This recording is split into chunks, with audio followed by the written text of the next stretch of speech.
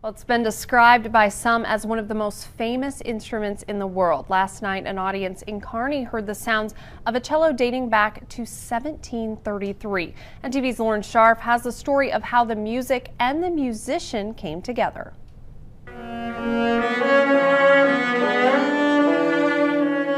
Cello wasn't his first love. It all started with a crush at 10 years old. I didn't really dare talking to her, so I thought that playing cello would make me close to her.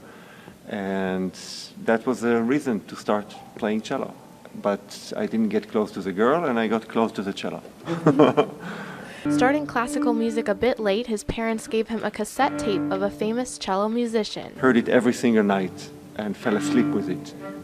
I didn't know that this is Pablo Casals, or this is a special cello. I just fell in love with the sound of cello.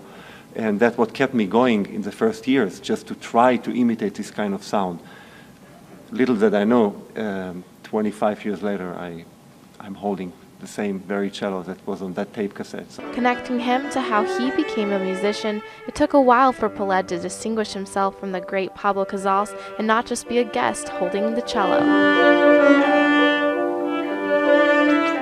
Since I started to get used to it, I found that those great instruments are not great because a player made them sound so great. It's because they are great pieces of art, and every person, by knowing how to handle them, can find their own voice with it. During performances, he likes to interact with those at his concerts and see how people react. Before coming to Kearney, he played in Iowa, where he spotted someone listening in a different way. He came with tears and he said, "I haven't seen or heard this cello since 1955, and I missed it so much."